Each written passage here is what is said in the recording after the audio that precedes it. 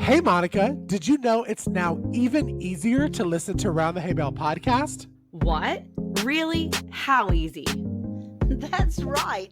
All you have to do is say, Alexa, play Round the Hay Bale podcast. Playing Round the Hay Bale podcast on Apple Music. Ooh, we're really fancy now. Tune in to Round the Hay Bale every Monday at 9 a.m. Central Time.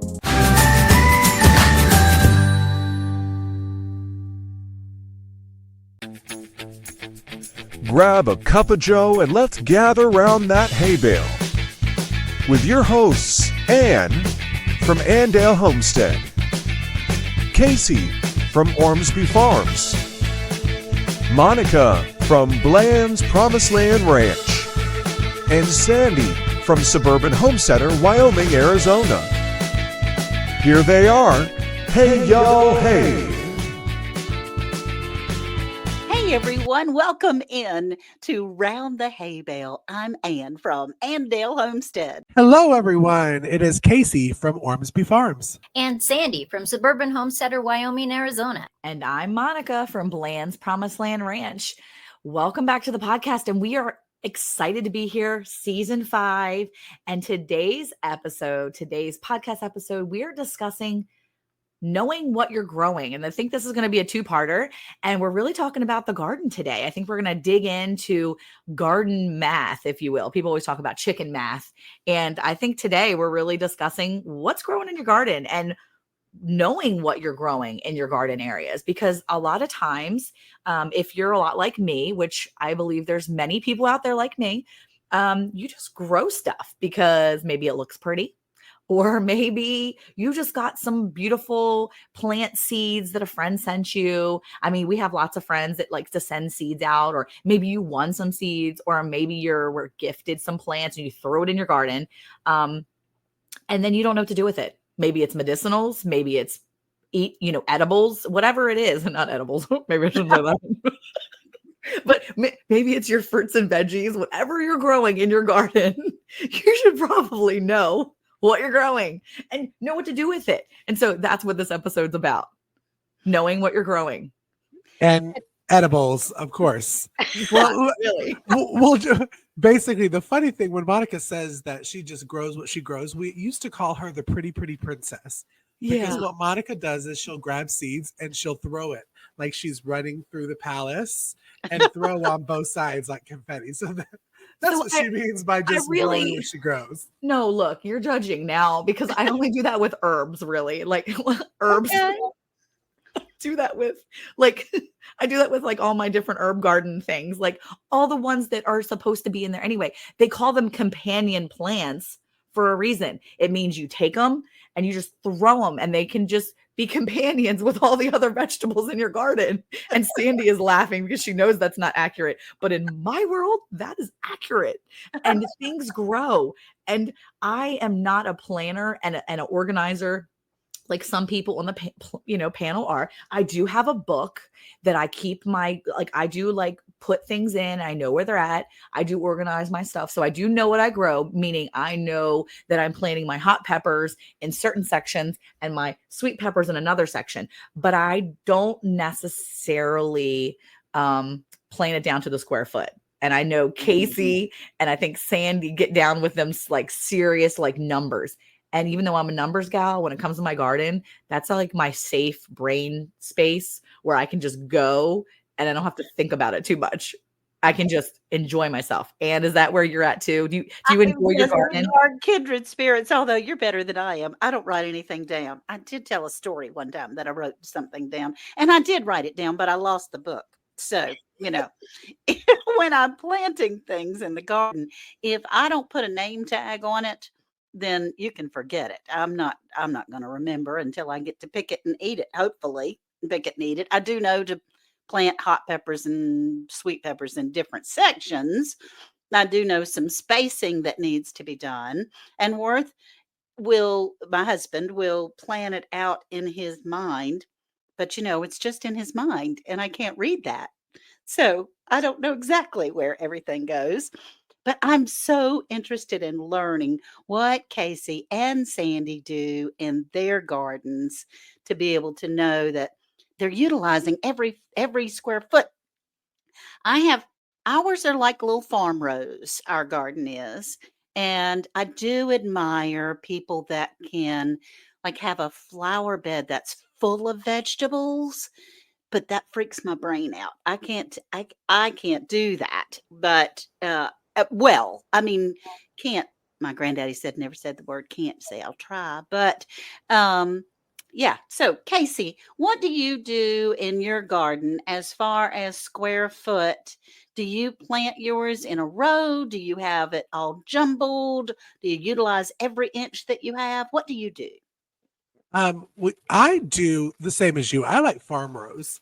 So when I first started gardening, I was that one that would watch your favorite YouTubers and feel that I had to be exactly the same as what they were showing on their YouTube channel, which is totally not what you should do. Mm-hmm. Quoting that, but I'm saying I was that person that did get me where I loved ground cover. I'm a ground cover person. I know there's the big debate: ground cover, no ground cover, mulch, all that kind of stuff. I like my row covers. I like to burn the holes in it, and I like to trellis on hog panels. Yes, Oh. hello, my name is Casey. I trellis on hog panels. But I do it in a farm row. And the first year that I did my garden, I had no clue what I was doing. I just put in what I heard on YouTube or what I saw on Home Depot's shelves. Now that I'm into my third year gardening, I have kind of figured out what me and my family eat. Because I'm sure, as Sandy's going to talk about, you just don't want to grow anything because then you have to do something with it. You need to be a good steward to your garden. Meaning, if you don't eat a lot of tomato sauce, don't grow and can 4 billion quarts of tomato sauce. You're wasting your canning space, you're wasting your quarts, and you're wasting those tomatoes that can be used on salsa or diced tomatoes or anything else. So yes, I grow in a row. I'm on row covers. What about you, Sandy? What for your garden? How do you grow yours? Well, it depends on where it is. Because I plant in raised beds and I also plant in a greenhouse and just in the ground. And I do like having a lot of my plants touchy, where when you do rows, a lot of times they don't do that. But I'm a facts girl. And so I love garden math. I want to know the square footage of whatever area it is so that I can put as much plants in there to use up the space that I have. And so the other thing about if I know the square foot, I know what I need to buy. Is there materials? Am I building a raised bed? That helps me with how much wood I might need or whatever I'm using for the raised bed. How much fertilizer, how much mulch, because I like to mulch because I want to retain that water. So I do like the idea of the rows. My grandmother always did rows. She had about a 1/4 acre garden and she canned everything. And so that is very nostalgic to me. But if you look at my gardens when it's really starting production, my things are touching because that's what I like.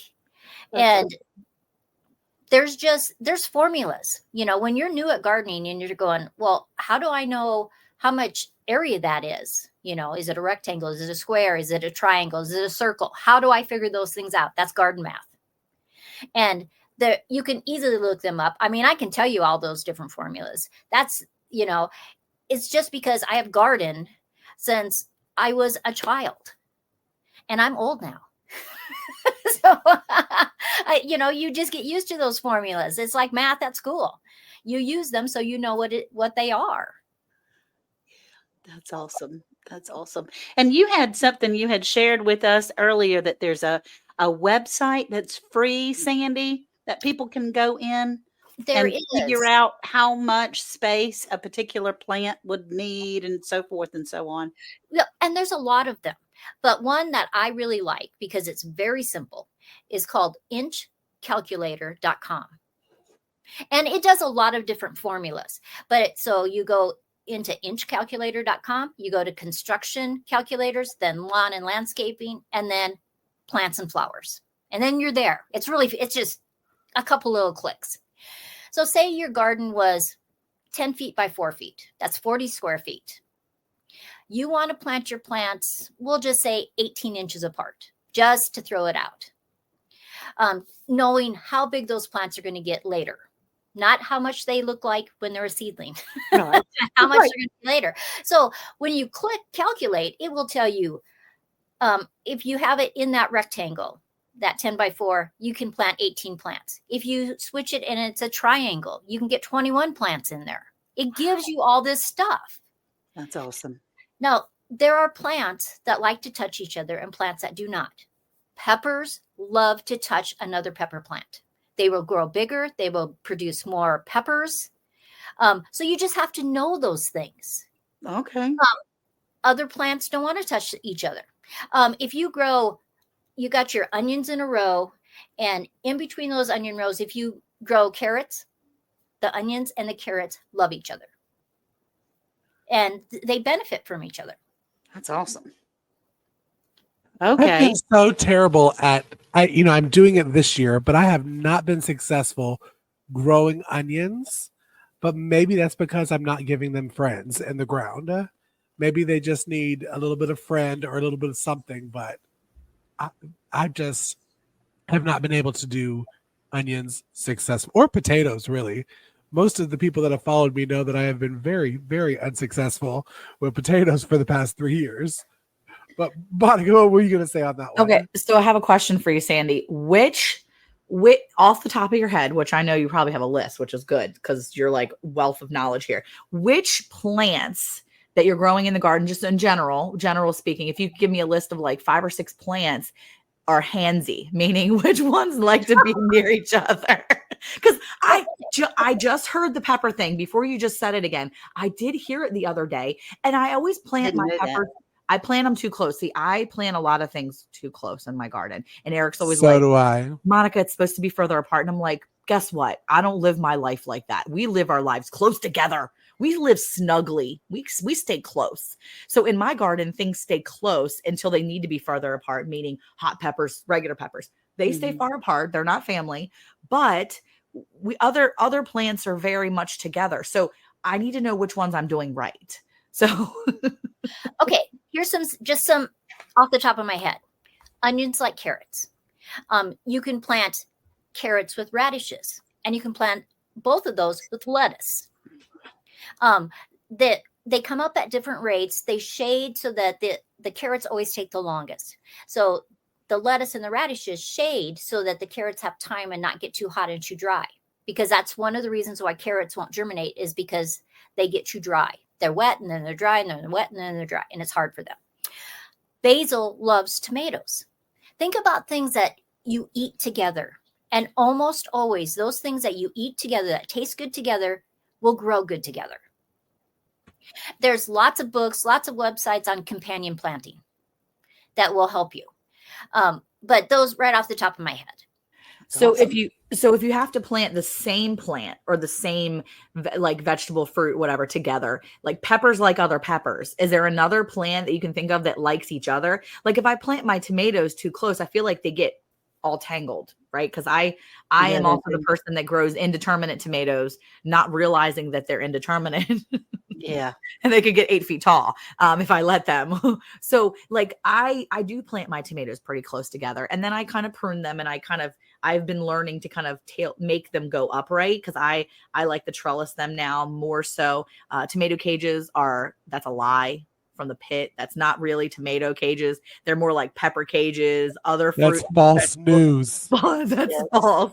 I mean, tomato cages, I feel like, are not real life. That's not really for tomatoes, because if you put your tomatoes in there, and like the average person will put your tomatoes in there and then they let it go, and then everything falls over, and you're having to put like posts in there and everything to keep it up. I mean, Sandy, you probably don't have that problem. You're probably growing yours like perfectly. It's like this beautiful thing. On my tomatoes, I use the largest cages I can get. And then I take a second tomato cage, I flip it upside down, I hook it with zip ties, and the tomato can keep going up. Oh, Now, it doesn't fall over. It doesn't get too weak.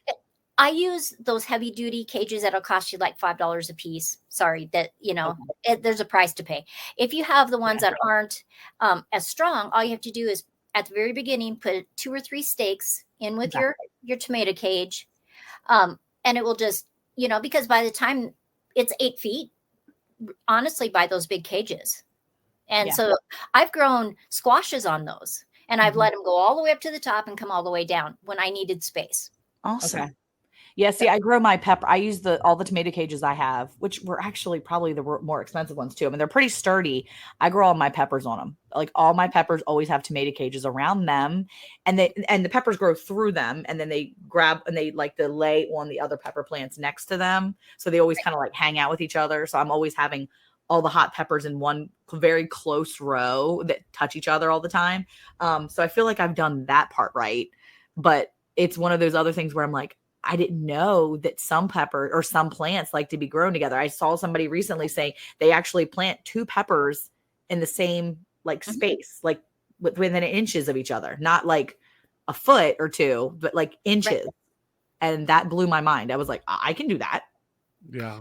Yeah. And then with your tomatoes, because tomatoes get so large, indeterminate tomatoes are going to be a large plant. So you're going to space them a long ways away, but there is area. So why not put all your herbs around there? Any herb that you would eat with a tomato, basil, parsley, anything that's kind of sweet will grow around the tomato. Yeah, that's what I did this year was because we did the rows, like garden rows, like Ann said. And so what I did was I planted my tomatoes, and every second, like I would plant them kind of close, but not. So I would do 2 tomatoes kind of close-ish. And then I would space the next one out a little further, and like grouping of 2. I would do groups of 2 basically of tomatoes kind of close. And then in between those bigger groups, I would have a space, and I would actually have I would put a bunch of like herbs down there. So I've got basil and oregano and I think parsley growing at the base of like all of my tomato plants, because basil is what I really got the pretty princess sprinkle thing from, because I have basil all over my garden. I don't even know if basil goes with half the stuff. I don't even love basil.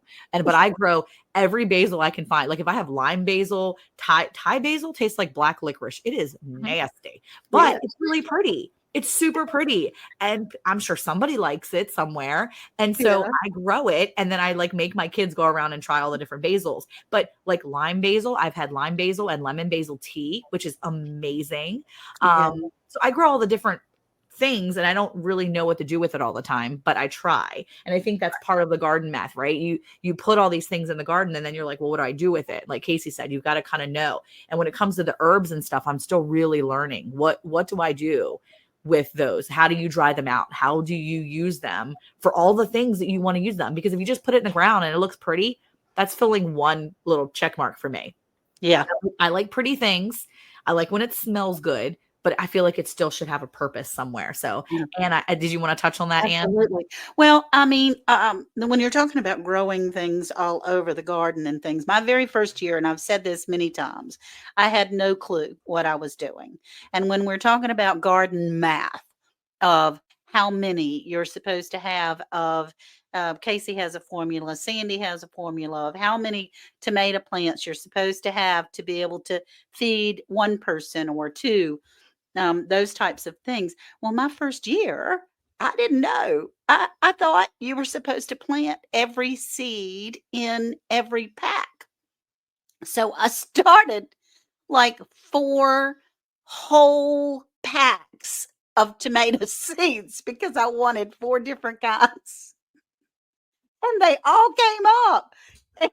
So, I mean, I had no intention of having 300 tomato plants. Thank you guys. But I did. And I gave them away, and I took them to, everything. I ended up, some of them had to just be composted because, I mean, you can't plant that many. But that's part of garden math. If you are a new gardener, take it from me. You only plant as many seeds, maybe 1 extra, because I usually do 2 in case one doesn't work. Maybe an extra seed for how many actual plants that you really want to put in the ground. So, Sandi, do you have anything that you do on that? Do you kind of calculate, all right, we don't eat squash, or we do eat a lot of squash, and I'm going to plant 3 plants or 12 plants or something like that? Do you do that? I do. I think it makes it easier for me to understand how much I need. But one of the things is, like with carrots, you don't want all your carrots becoming ready at the same time. So why not plant half of your carrots this spring, and then when it gets midsummer, plant a row again. Okay. So that in the fall time you have carrots again. So there are certain things like squashes, tomatoes, peppers, things like that you're going to have to plant at the beginning of the season, unless you have a very long season. Or you have something that you can cover those plants. So in case it frosts, you have season extensions. So it's really, what does your family love to eat? What do you, if you're a new gardener, what are the top 10 things your family would eat? And only try those few things or 5 things, so that because what I hear over and over again is they plant all this stuff. They're so overwhelmed. They're never going to garden again. Because it's a lot of work. It is an extreme lot of work. And anybody and any of those books that say, have your garden and you don't have to work, they're lying to you. It's true. If you want to be successful, More false news. You want to know that from the very beginning. I mean, I always told Joe that weeding is better than therapy. But that is me. Some people hate to weed. I like it. Yeah. And if you hate weeding, then do things around your plants like mulching. Right.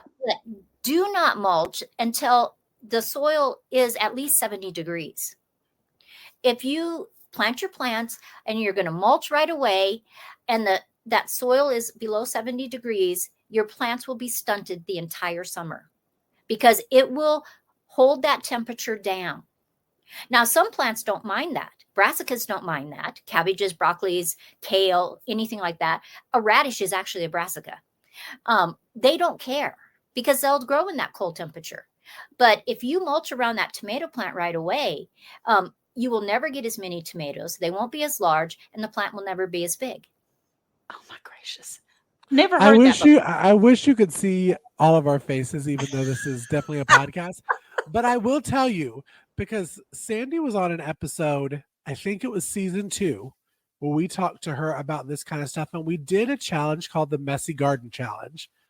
And I remember Sandi telling me about that with the soil temperature. So what did Cayce do? I went and I bought one of those garden thermometers, and during the winter, it sits in my garden.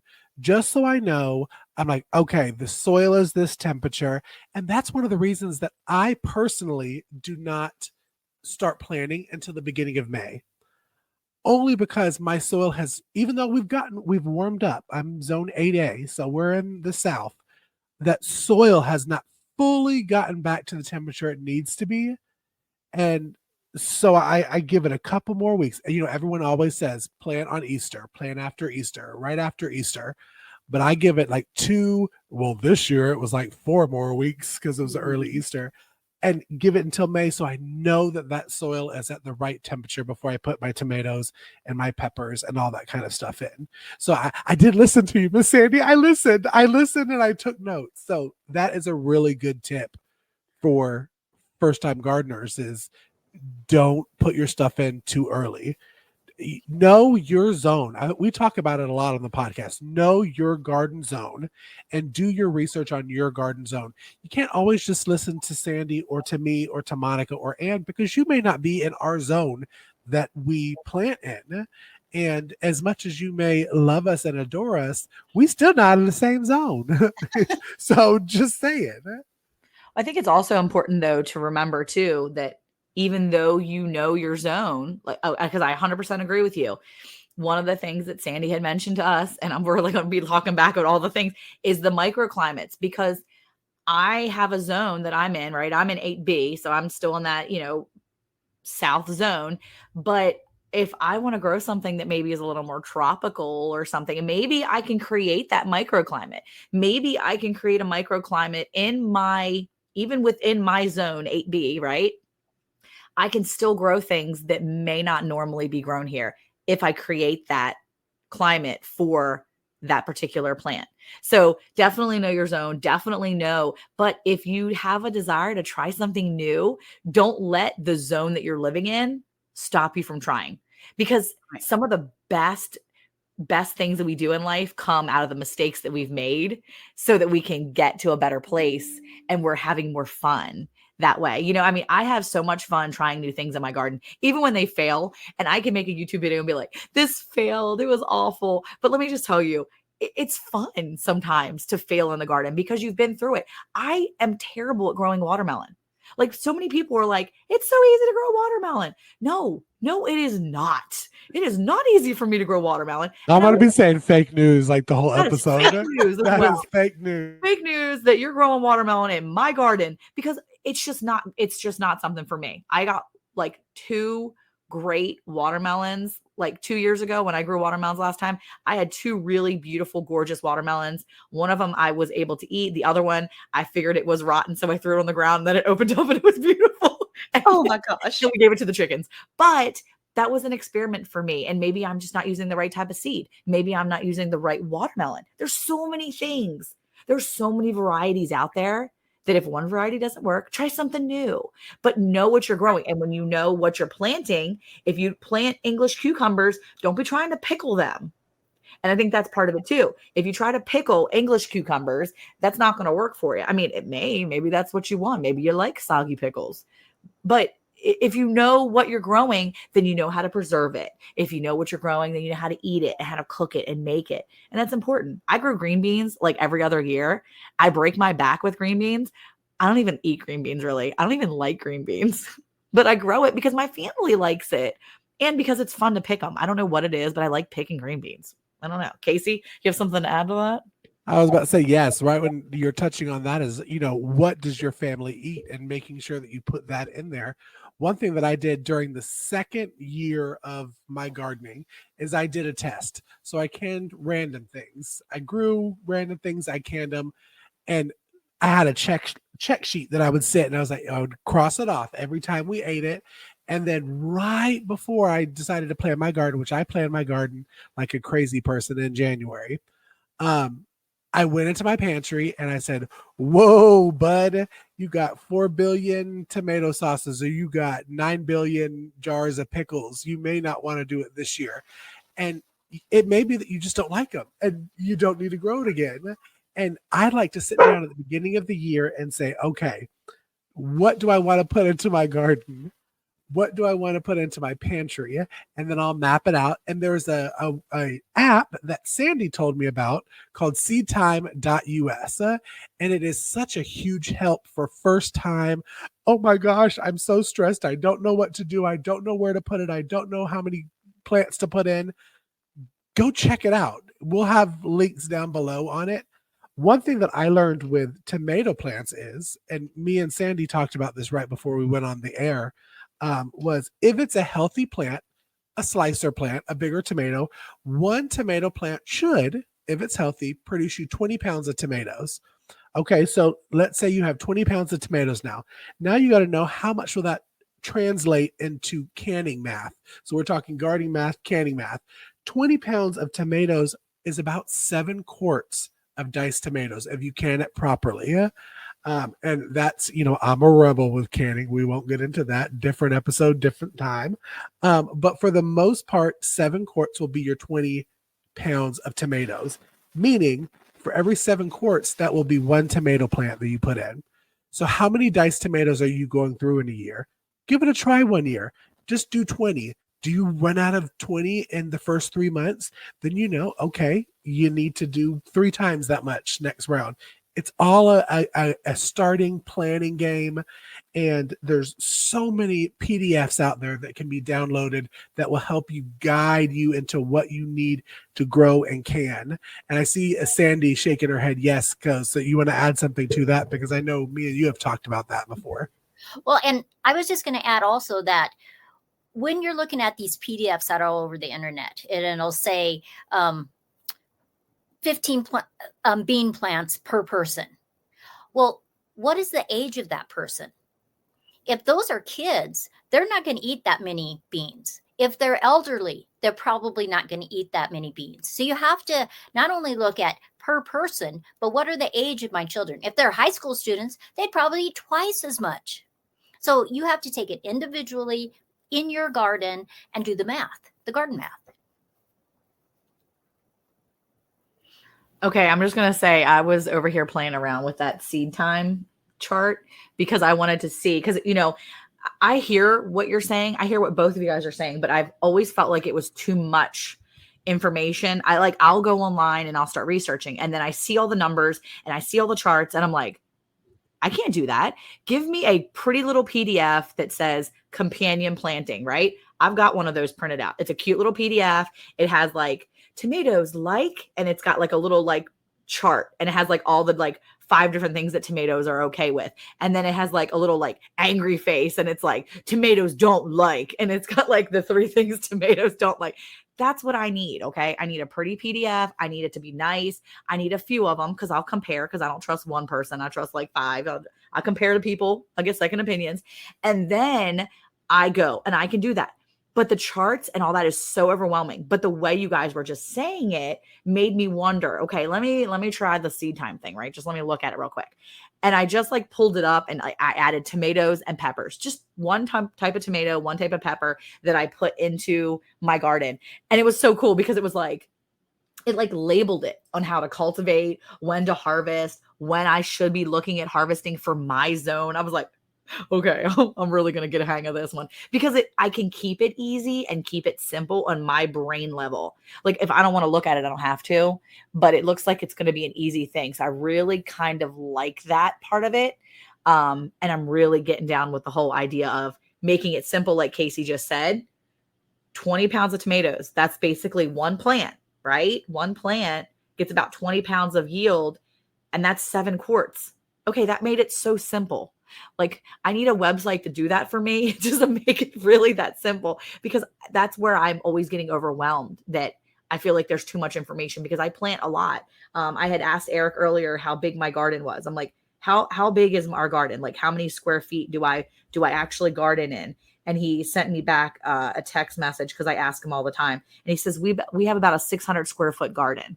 It's not big compared to Cayce's ginormous garden, but for me, that's what I'm capable of handling. So that's what I'm capable of doing. Right. So I think that's where it comes into the garden math. Make sure you know what your space is capable of handling, but also make sure you know what your body and your brain is capable of handling, because that's a lot of it. Right. Right. So, well, I think a lot of people also hear and they're like, oh, I'm going to grow 90% of what I eat, and they're jumping in full force. And you have to stop and think, okay, especially with tomatoes. I know we've kind of been harping on tomatoes, but if you're wanting to grow 90% of what you eat, let's think tomatoes for a second. That's your barbecue sauce. That's your ketchup. That's your salsa. That's your tomato sauce. I mean, the list goes on and on and on. So don't beat yourself up if you're not at 90% of what you're growing the first year that you're doing a garden. Ease your way into it. And, we've been talking about the garden math on this one. We love a good garden math, chicken math, but we also love homesteading math. And on our next episode, we are going to be talking about meat. We're going to be talking about how to know how much to breed for what your family's going to eat, how many eggs you may need for your family. It's going to be a great conversation. So we do thank you so much for tuning into this episode. If you're enjoying these episodes, make sure you're going to our LinkTree link, listening to old episodes, and we will see you on the next Round the Hay Bale. are you enjoying the hay bale topics? To learn more, click on the LinkTree link to get all our product recommendations, along with discount codes and more.